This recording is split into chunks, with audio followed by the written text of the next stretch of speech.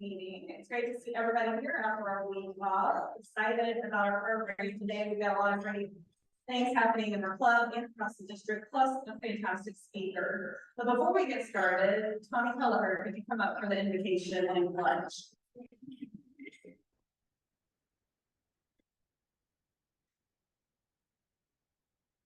Thank you very much, Carrie. Welcome everybody today. Glad to see all of your faces, especially all of our visitors, and guest speakers, and everybody that's here. Appreciate you being part of our meeting. Keep out your heads. It's good to recognize how different we are. Our talents, our dreams, our backgrounds, our patience even. And it's good to know that when you created each of us, you broke the mold. No one is exactly like anyone else. Even our thumbprint, our voice track tell us how unique we really are. Yet we thank you that we can take these differences and mobilize them for the good of Rotary and for our local community. In our differences, we can think the same thoughts and move together toward a common goal.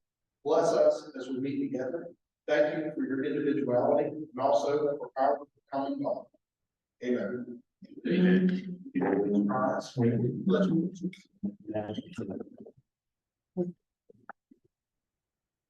Pledge allegiance to the flag of the United States of America and to the republic for which it stands, one nation, under God, indivisible, with liberty and justice for all. God bless America, land down, stand beside and guide through the night with the light on. From the mountains to the prairies to the oceans, white the foam. God bless America, my home, sweet home. R-O-T-A-O-Y, that spells Rotary. All right. Well, we have some fantastic guests here today, and I think I mentioned to all of them what we like to do is have a guest pass the microphone around and introduce themselves or yourselves.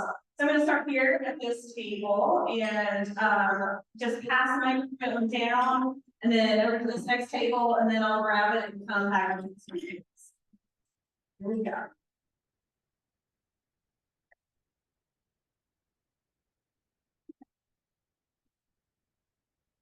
Hello. Thank you for having me. My name is Tamara Stanley. I'm actually the regional manager for Soho Credit Union here in the Triangles. I manage the branches in the Raleigh and Durham area. Socially conscious bank, mission-based nonprofit.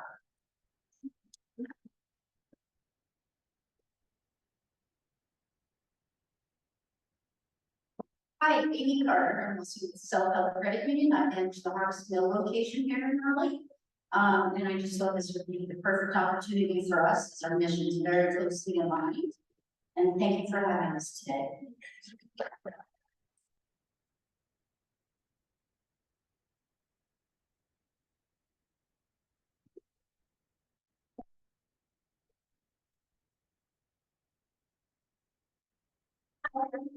Stewart, a commercial realtor with Nancy Young and Raleigh.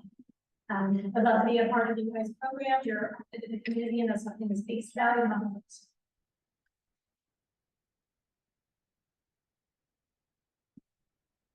Good afternoon, everybody. My name is Kevin Dunlap. I'm in this area. I've been for 2 years next week. I transplanted to a little time out west. And essentially, I'm a business coach and also a training. Just also doing podcasts called Business Amplified, which will be online, or just our website, Business Amplified.net. Thank you.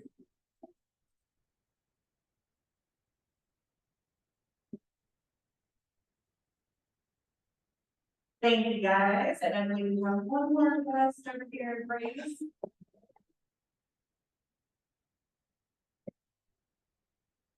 Hello, my name is Grace Nascarelli, and I'm a family law attorney at Gaylord Hunt, and I'm excited to see Tom Holbert is here, longtime family friend, and John Case was nice enough to bring me on. So I'm looking forward to being part of it, and thank you guys for welcoming me.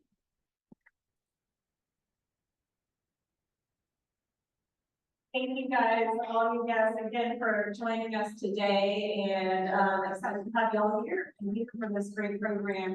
Our membership chair, Mr. Turner, is not here today. He has a sick kid. But John Luke over here manning the tech is our incoming membership chair. So if you have membership questions, go see him or me or Linda afterwards. We would be happy to provide more info. So with that, I do think Charlie Upshaw is here. Franklin Valley, would you mind doing happy dollars? Anybody happy today? Have anything to celebrate? So the good news is I will not be here the next 2 weeks. You guys are happy about that. I'm not going on the district. So just work on.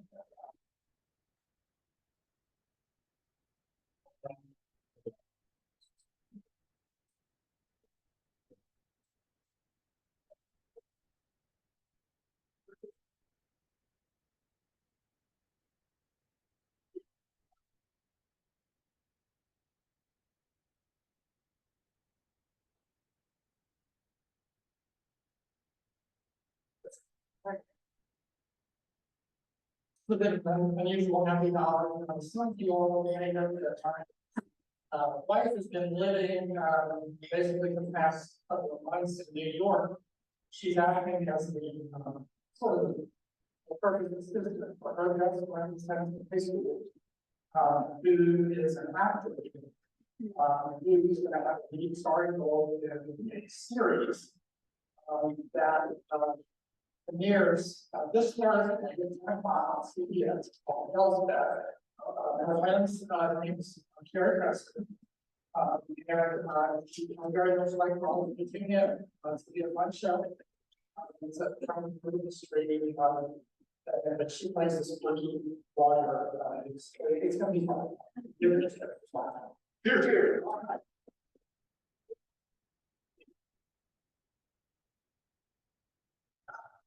Thank you. A few months ago, my son Jack attended, and I mentioned that he was at the time was in the Capital City Wrestling Club, and last week, North Carolina, he participated in the rookie tournament. He's only been doing it for about a year. State championship, and he's the 8-under heavyweight state champion.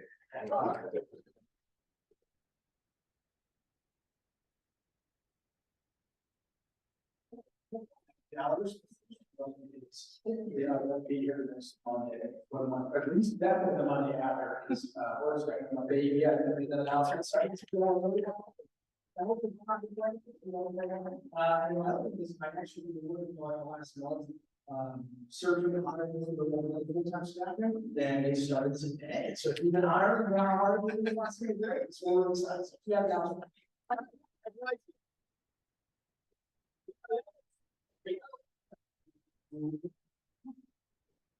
So I am a photographer and one of my specialties is pets. So I've been running a charitable event for a local foster-based dog rescue. And I just completed my 24th portrait yesterday in the month of February of dogs, which means I've raised $2,400 for this rescue. So that's been fun and also really great. But I'm also looking for sponsors if anybody's interested. We're going to take these portraits and do like a practice style competition during March Madness, and it's really fun. So, seeing afterwards, I've got some flyers if you're interested. Very good.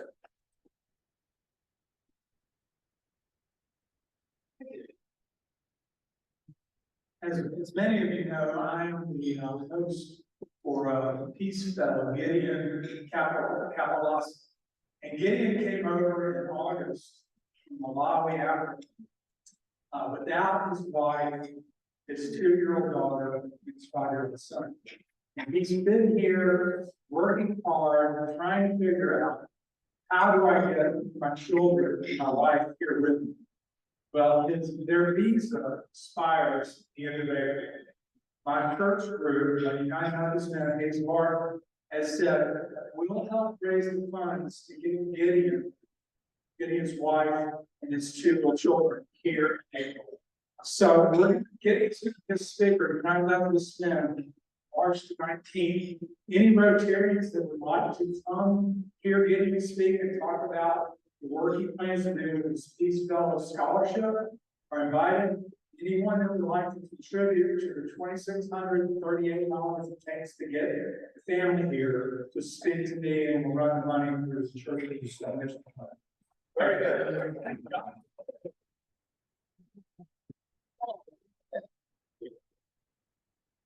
Thank you, Frank. You were running all over the room. That's great. Lots of happy dollars today. For you guests in the middle of the table, that is a bucket where we collect spare change, dollar bills, whatever you have in your wallet that you want to give to the Dementia Alliance of North Carolina. At the end of the year, we tally those funds and then give the Dementia Alliance of North Carolina a check for the amount collected throughout the year. Upcoming meetings, to continue our slate of fantastic speakers. Thank you, Kenzie, for being here today. We've got 4 great meetings in store for the next month.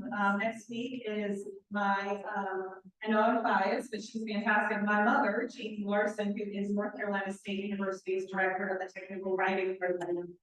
And I've seen her presentation, and it's really, really fascinating how communications in the workplace has changed over the 25 years she's been a professor at State.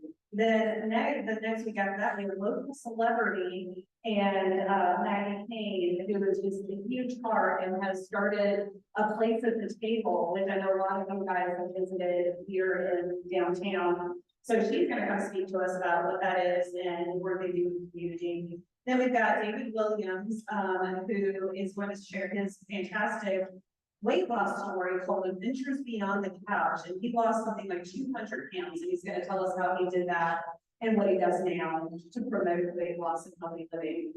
Then the week after that, we have Casey Herman, who is the son of Dave Herman, who was a long time in Rotary Club. And he's going to talk about how he's invited Lexi to Rialto Theater downtown, which is, a big staple of the Raleigh community. So that's going to be a fantastic presentation.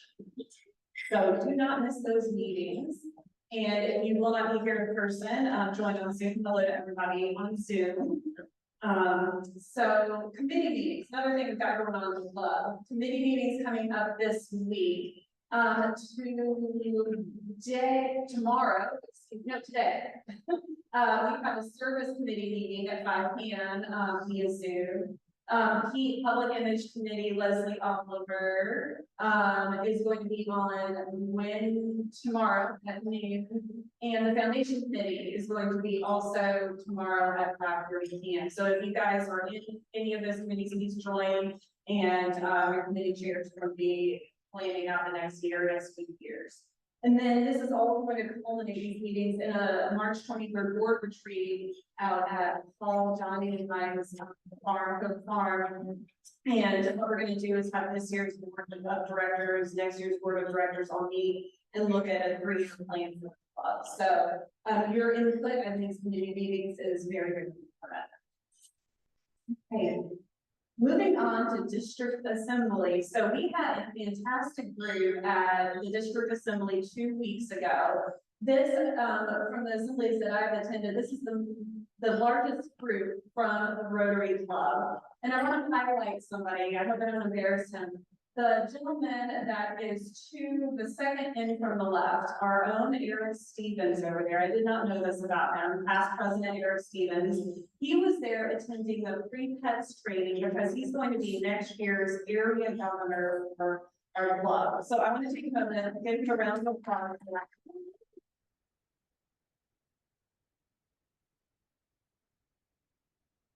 So Eric and Jim Dorsett, there you guys are. They had their years of presidents were during COVID.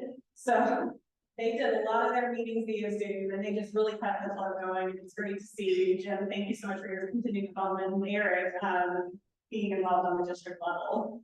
So I encourage you guys to the next district assembly, which will be in 2 months. Please attend, and then you'll be hearing more about it's called DISCON 24, which is the district conference, which will be in New Bern in May. So you'll be hearing more about that.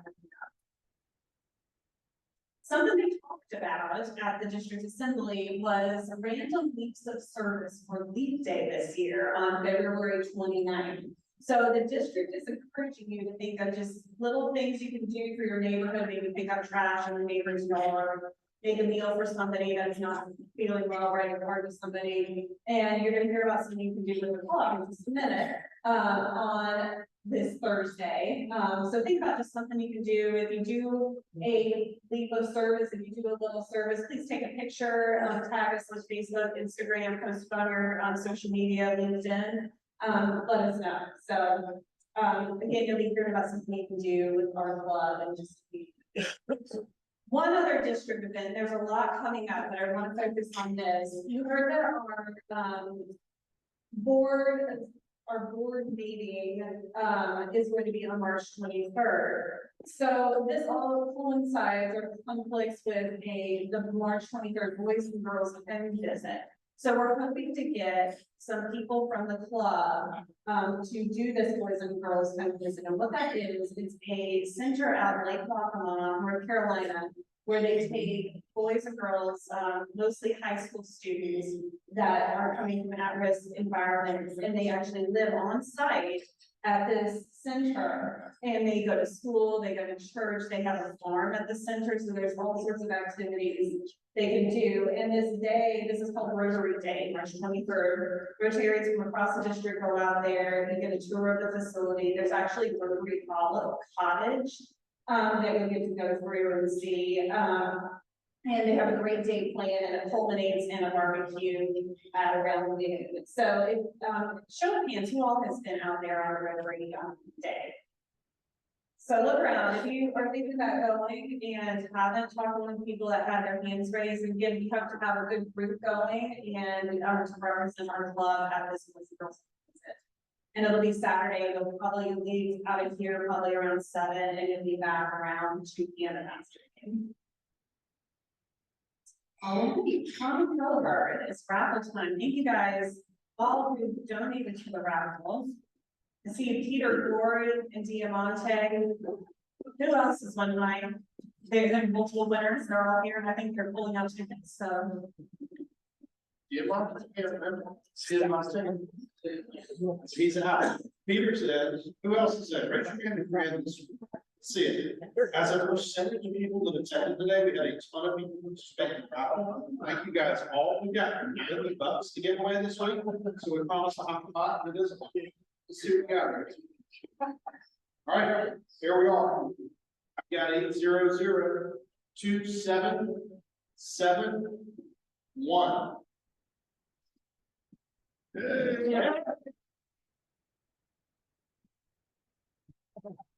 There you are, Jim. There's your winner. And there's your 90. I'll be back. I'll be back. Yeah, we'll see you next week.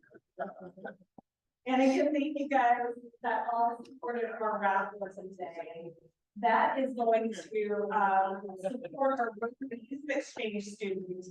And as you guys have been hearing about the last month or so, our club, for the first time in a long time, thanks to Surrey Roberts, is sponsoring a student, Sabrine, to study abroad in Italy for a whole year starting in August. So that means that we're going to have a student, from overseas come to visit us. And Shakima, raising hand Shakima, she is our incoming New Generations Chair, and she is also going to be the club counselor for the incoming student. And she went to training last week, and they talked about all that we need to do as a club and just give all the information. But what we need to do now is find host families. And we need to find 3 host families to split up the time between his incoming students. And there have been a few people in the club that have done this. Tommy Kelleher has, and Mary Moss, I know she has had a host family or hosted a student before. And I'm gonna ask somebody that I met out of the district, Simile, come speak to us, that has hosted 4 international students, so they'll be able to let you know exactly what that entails. But please, if you have any inkling that you would like to host one of these kids, high school students, and they all are thoroughly vetted, they are incented to do a great job in their schooling and just really soak up their time every year, please let Shakima or I know, and we will give you the information that you need. But we really need to find these host families. They don't have to be Rotarian families. If you know somebody that would love to do this, that's not a Rotarian, let us know. Okay, on to service. And unfortunately, we are also missing Richard Everett, who was on his way to pick up a sick kid, as was Harrison. They both called on the way in, poor guys, and poor families that have faced these healthy are on their way to pick up kids. But he sent an update, and he said that this is awesome news. He said that he is working with Raleigh Ridge Books, and we as a board agreed to donate $1,000 to the makeup and read to purchase books for the drive. We have met our 4,100 book goal.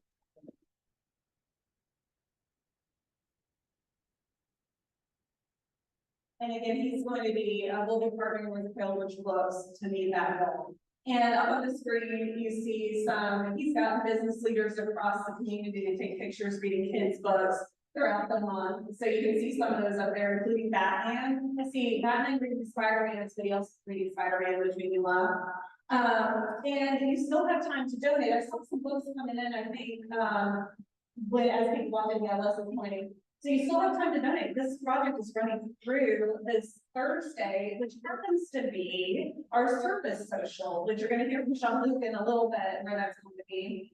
So if you come out to the service social, we hope we get a great crowd this month. Please bring snacks for kids and distribute it across the county. And also bring books, because that'll be the last day of our project. We want to hit that 4,000. We want to get up to 5,000. How about that? That would be amazing. So, great project led by Richard Avery as always. Thank you guys for your assistance with that. One other thing is District Date of Service, the 4th annual. This was started here. Jeannie Gacone was our club service chair. She worked really hard to get this running with the district. So it's the 4th year for this. And it's going to be on Saturday, April 20th of 2024. And the big district-wide project this year is going to be focused on reducing plastic use. And how they're doing that is each club is asked to collect 100 plastic water bottles, empty, please. So if you have any empty plastic water bottles, we'll collect them throughout the week in a trash bag, and please bring them to next week's club meeting. And they can be any size. And just bring them in, and someone in the club will give them to Kathleen Cody from the North Raleigh Club, who is running this project.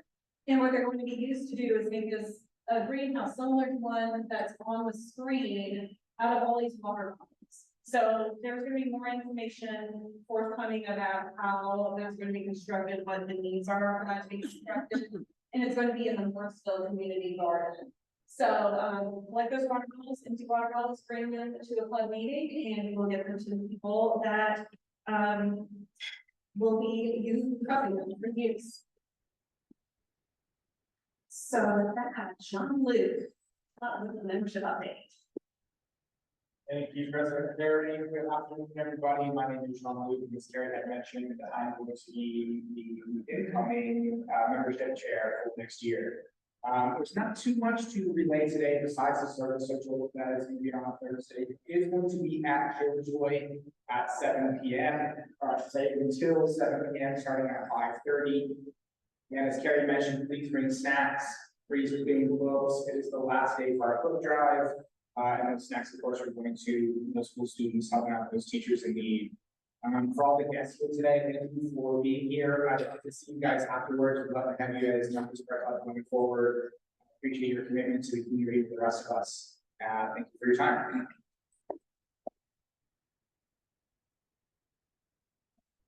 Thank you, John. All right. Birthdays and anniversaries. We don't have any anniversaries this week, but it is a few people's birthdays. Bill and Lauren, happy birthday tomorrow. Mark Blake and Peter Rory, happy birthday on your birthday. And Duncan Jennings, I didn't see him. Did he come? I didn't see Duncan Jennings, but his birthday, and he also does a whole lot for our website. So our web guru, Duncan Jennings, on March 3rd. So happy birthday to all of them. So then there she is, Jessica Cunningham. We have a very special visitor from the North Raleigh Club, Jessica Cunningham. She moved out to North Raleigh, so she has transferred her membership out there, thrilled that State Rotary. And she has put us in touch with today's speaker, Kenzie Clark. So she came and visited and thought it would be fun if she lived where she's been. So here's Jessica. Thank you so much, Carrie, and hello, everyone. Thank you, back. We're all also moving against teamwork or another. Kenzie Clark is the founder and manager of Able Transition Consulting. As a former special education teacher, Kenzie saw the need for transition services and sought out a master's degree in secondary special education and transition through the University of Kansas. The transition process in preparing families and individuals for high quality lives is her passion. And her bachelor's degree provides her with expertise and knowledge regarding all things transition. After teaching in the public school system, Kenzie felt called to open the doors of Able Transition Consulting to collaborate with and serve families. Able Transition Consulting is actively supporting families to ensure successful post-school outcomes and peace of mind. Through building unique and comprehensive person-centered plans, she knows that clients will be able to access high quality and happy and healthy lives. Without further ado.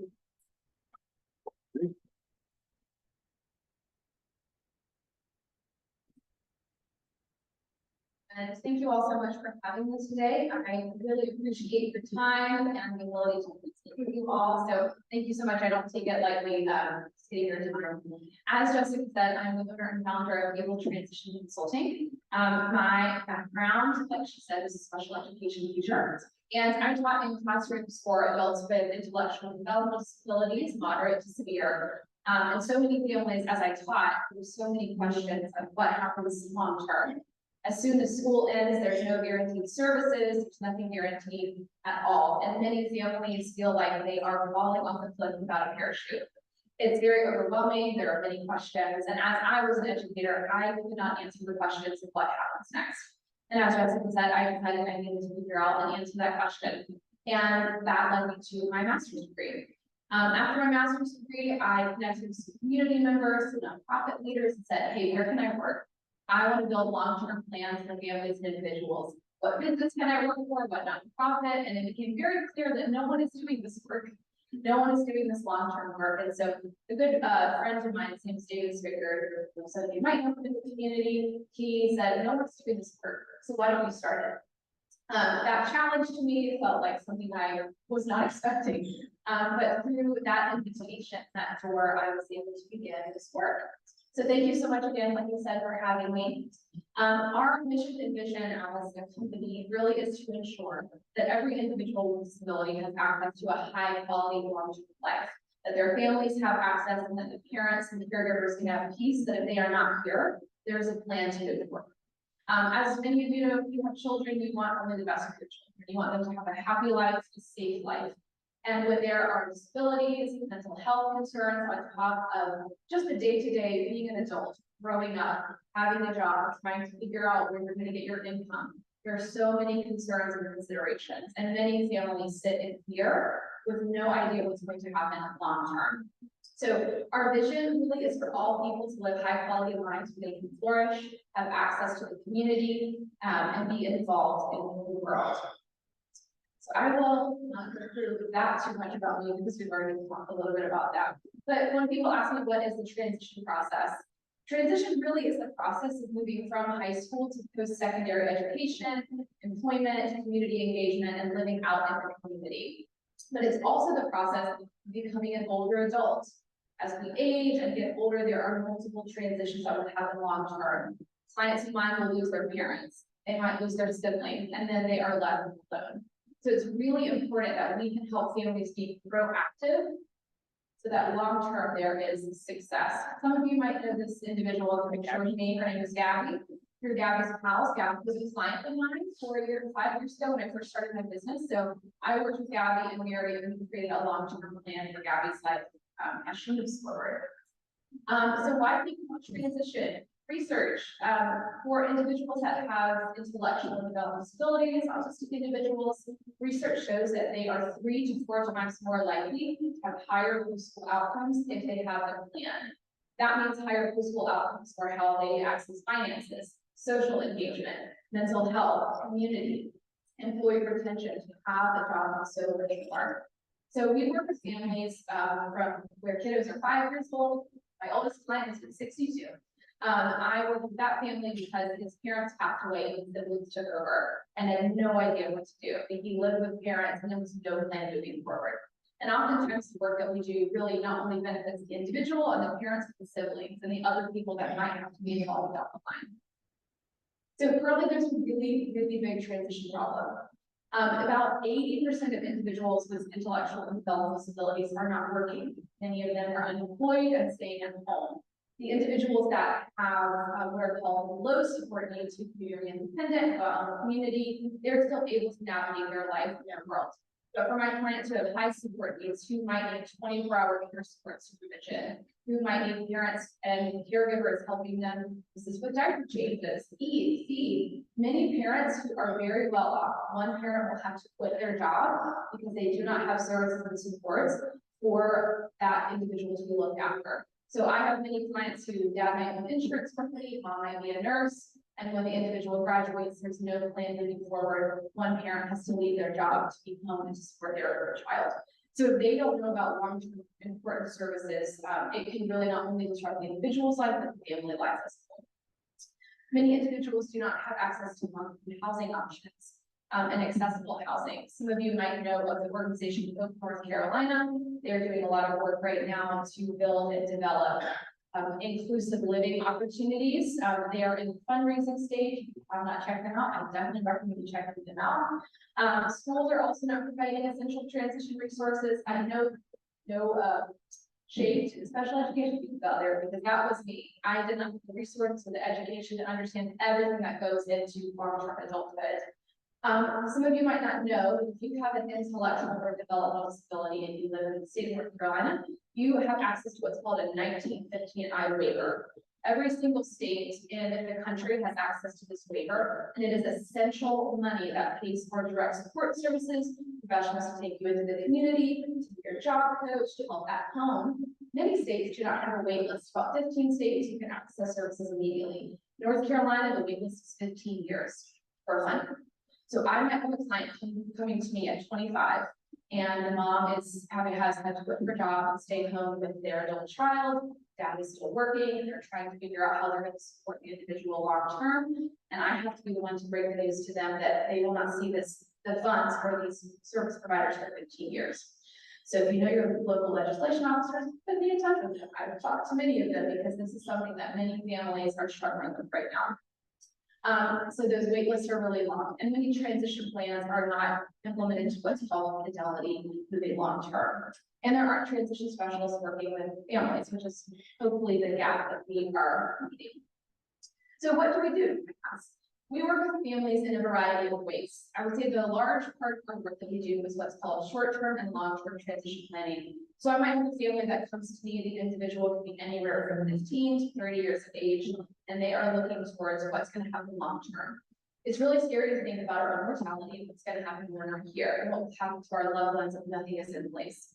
So many of the clients that I work with might have what's called a special needs trust development with an attorney. They might have somewhat of a financial plan for long term, but they don't know what's going to happen in terms of employment. Who's going to take them to doctor's appointments? Who's going to refill all their medications and prescriptions? What about community engagement? My kid loves music and loves being out in the community. What about mental health care? Right, there are so many pieces of the puzzle. So what we do is we work to provide essentially a 5, 10, 15, and 20-year plan long-term for every area of adult life, from employment, housing, living, transportation, healthcare, you name it, safety. They want to travel, we're going to talk about it and make a plan. The goal being that the individual at the end of the day has the right and the dignity to live the life that they want to. And so they are the loudest voice in the room. I will tell you one of my favorite things is when one of my clients will tell their parents, I actually want to get married. I want to have a girlfriend. I want to go on a date, and mom and dad have never heard that. And it's really beautiful to be able to see these individuals starting to live the lives they hope they dream of. Also, the second pillar of the work that we do really is to make sure that parents and caregivers are supported and they know they are not alone. Being a parent and a caregiver can be a very isolating place. It can feel overwhelming, it can feel stressful. And we want them to know they are not alone, and they are going to have a plan long-term so that they are not here when they are not here. There will be a plan moving forward in place.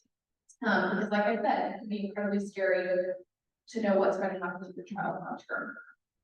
We do transition skill development coaching. We work within the school system within what are called transition IUPs to ensure that families and individuals know what to do long term.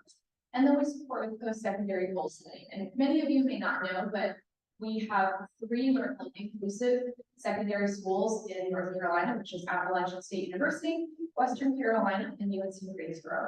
They provide inclusive programming for adults with intellectual and developmental disabilities where students can live on campus, get certifications, go to college, and have an incredible life. Most of my clients have no idea these services and these college programs are available. So I'm often the first person telling people and families about many of these things. I would say the other biggest portion of our work really is bridge building and parental support, making sure that if they don't have a great attorney to develop a special needs trust, we refer them to the attorneys that we trust. If they don't have a special needs financial planner, we refer them to a special needs financial planner. If they don't know about agencies, resources, parent groups, support groups, we want to make sure they feel supported. Life is hard now. And when you add on the complexities of an adult child or a child with intellectual development disabilities, it can feel very isolating and lonely. And so we want to make sure that we can provide them a community at the end of the day. We also support families that just want to come and talk with us hourly. A lot of our clients, once they have their long-term care plan, they will come back and we will support as they move forward. There are many different things that we talk about, from disability education support to SSI applications. You would not believe many clients who have IDD or autism who do qualify for government services are often turned down on round 1. I would say about 70% of the clients I work with who should access the services and who do qualify are often denied round 1. And so many families will say, well, we're denied, I guess we're not going to get these services, and they never move forward. And they just need someone to tell them, you have to appeal. And unfortunately, that is a normal thing that we see happening all of the time. So when we work with families, we work primarily through 3 modalities: primary transition planning for individuals ages 8 to 15, secondary transition planning for 15 to about 21, and then full transition planning 21 plus. It would not be with high integrity or fidelity. I've tried to spend 20 years of life for a 5-year-old. So for my clients, we really only focus on 3 to 5 years. We work on what's developmentally appropriate. If they're younger, we make sure the families know you need to get your name on the innovations waiver as soon as possible because it's a 10-year wait list. If you are going to develop a special needs trust, we need to do that immediately. We want to make sure that the things that need to happen by the time the individual is 18, the family is working on. And as well for primary and secondary kiddos who are in elementary or middle school, we want to make sure that things in the school system are up to par. The IUP is great, that they're doing things in the community. Oftentimes, parents, you can just help their kiddos a bit easier. You just tie their shoes for them. It's easier to do their chores for them many times. But for a lot of my clients, they need to start gaining independence. So we'll work on making sure that they are gaining independence and gaining skills that are developmentally appropriate. And then for my clients who are 8 to 10, we do that 20-year-long planning. Like I said, I was 1962, so we really can do this for a whole range of individuals. And the goal is that it's just holistic planning. It is every area of life. So when clients leave us, the adult or teenager have a visual plan, depending on their modality for how they engage with material. It can be symbols, it can be pictures, it can be words. And then the parents and the caregivers have anywhere between 60 to 120 page document that tells them every step of how they're going to move forward for every area of life. Many families will leave that with wills, make sure aunts, uncles, anyone involved in their life knows this is what's going to happen. If we are not here, this is our child's wish, we want to make sure this can be moved forward. So with our, like I said, visual plan that we work, it's really a collaborative work where the individual is the center of the work that we do.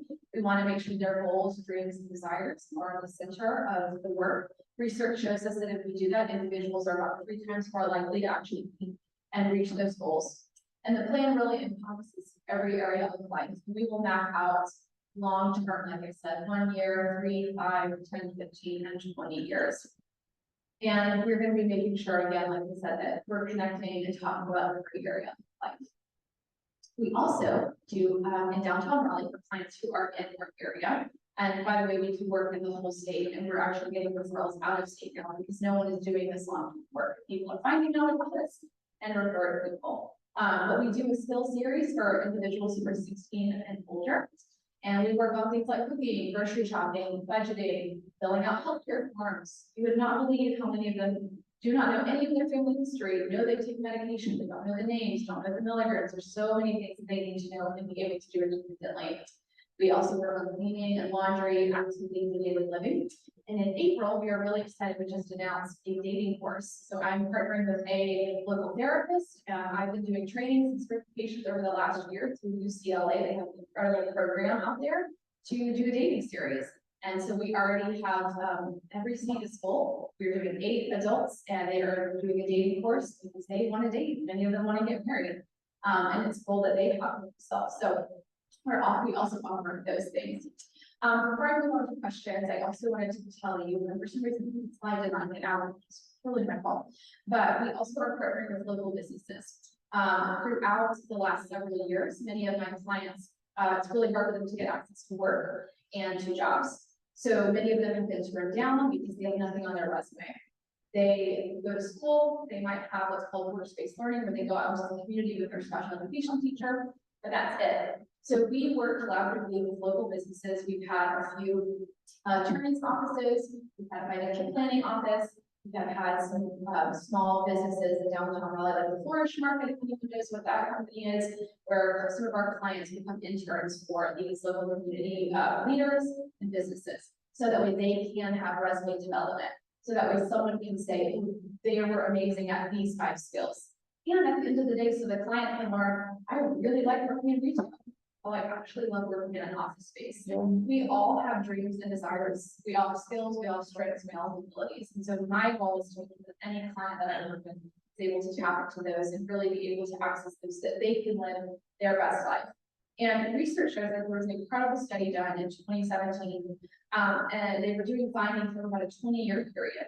What does it look like when individuals with intellectual and developmental disabilities are engaged in their community and are working with their community?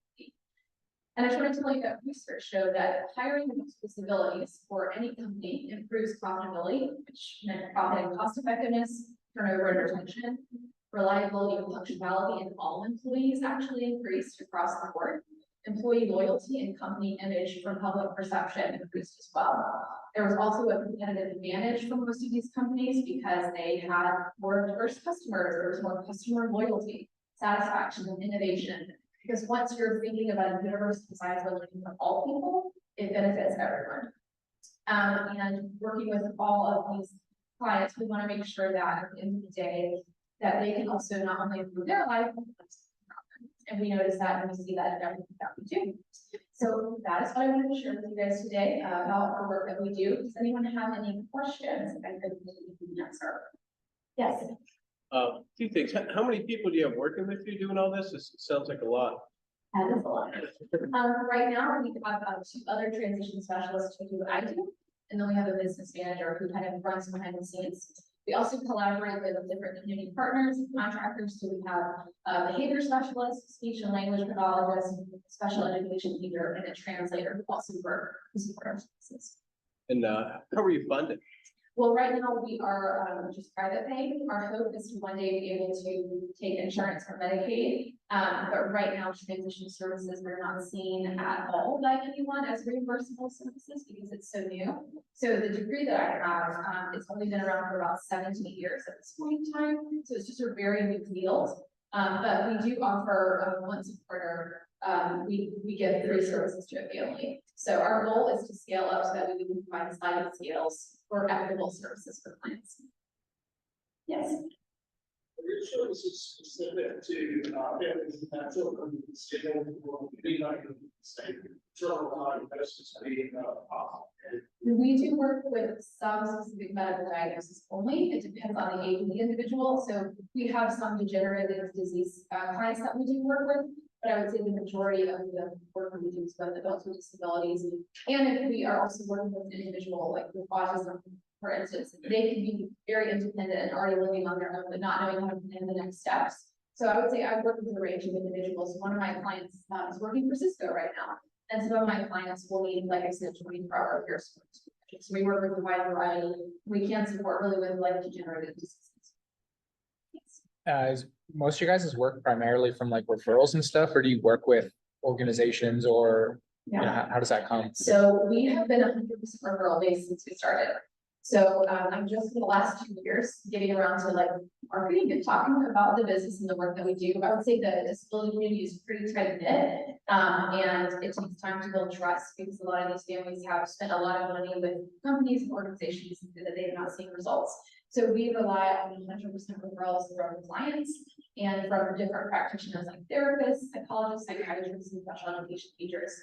And one thing that we are really proud of is every single client that we've worked with has provided referrals, and has every client I work with is happy to get on a call with a potential client because the work has been so meaningful for them. So yes.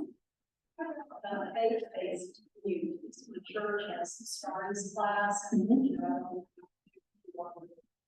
support that faith-based communities provide. Yeah, thank you for saying so. About faith-based communities, we are connected with a few churches like Hope from Carolina has a program, and then working on the large church out in Chapel, we're connected with them, and then a few other organizations like Reality Ministries. When it comes to specific church, like your church's activities, we are not necessarily connected with every church. We are connected with certain churches and organizations. So I'd love to talk to you about the community at your church. Well, One of the excellent community college system, just curious if you're working with community colleges, post-secondary education. It's been a focus that we've been really working on. Yes. Absolutely. Absolutely. So right after I finished my master's degree, I worked for Wing Tech Pathfinder program. So we are connected with community colleges. So there are different community colleges across North Carolina that offer post-secondary programs. The best in our area is Wing Tech has a 2-year certification program, the Pathfinders program, where students go through 13-week courses learning about various types of careers. Like one is vertical landscaping. That's what I taught when I worked there for years. I learned a lot about vertical landscaping and things like that. So we are connected with most of the community colleges in the Piedmont area. Thank you for your work too. Yes. Since you're based on private pay, are you also a nonprofit? We're an LLC. So when we started, I interviewed probably about 10 nonprofit groups and 10 LLCs, and it was like, what would you have me do? I got a bunch of people in the room, and they also don't put in a nonprofit. Just because of the work that we're doing and for scalability, it just made sense to be able to be an LLC, to be able to offer sliding scale as needed, and to make sure that our clients would get quick service and access to us. So. How many clients do you see now, and how many have you seen, and do you have a wait list? So right now we are scheduling out with clients in June. So we do have a wait list. We're ready the long-term care plans, as I noted, we're planning 20 years. It takes me about 30 hours to write for a client. So we spend a lot of time on the plan writing aspect, and we have to make sure we have a manageable, obviously, amount of clients. And then per quarter, we are living with one client where they are paying us. So we want to make sure that we can do everyone just service, and we can make sure that they are really supported really well. So we do have a wait list. We've worked with about 84 families at this point, and right now we're actively working with about 32.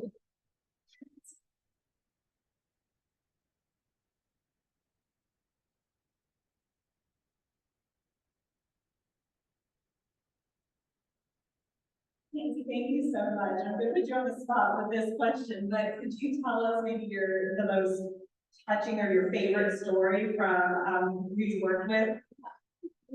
Really great question. Wow, I think probably the most touching was, it just happened very recently actually. I had a client who really finished school and stayed at home, stayed in his room most of the time. Told his parents he really had a lot of dreams, but felt anxious and stressed. And as we began to work with his family, his mom had to quit her job.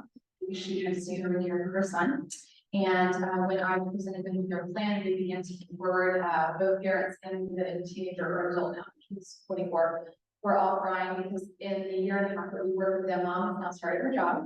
The teenager has started his own business actually, and has a part-time job.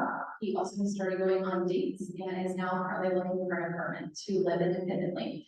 And that's why I do the work that I do, is so that parents and caregivers can, in kind of a way, give their life back. Not have to worry, and ultimately so that every client can live the life that they want to live. So I was glad that we got that feedback from last week. So I would say that's my most touchy because it's my most recent in memory. I think that's that.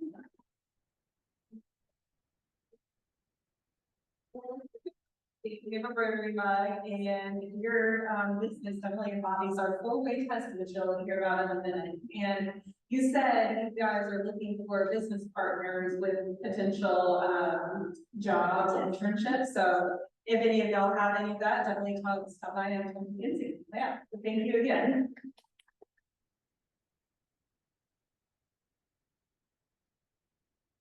All right, guys, so don't forget the service social this Thursday. Hope you get a great group at the service social. The address is in this week's bulletin, and also Wednesday. What'd you say? It is across the street. Thank you, Kurt. It is across the street this Thursday, weekday. I said Thursday. The 29th is Thursday. It did have both. Oh, thank you, Eagle Eye David, thank you. It is Thursday, the 29th, across the street at Killjoy. Bring books, bring snacks for kids, and don't forget to do the little active kindness service on the day, and join a committee meeting. And if you haven't joined a committee, join a committee. And all guests, please see Jean-Luc, Linda, or I after the meeting to get more information on membership. So with that, Rotarians, please rise and join with me in the four-way test.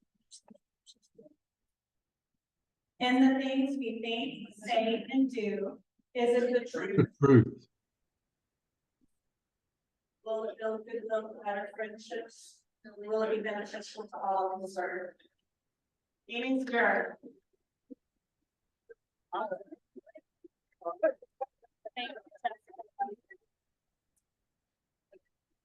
Thank you.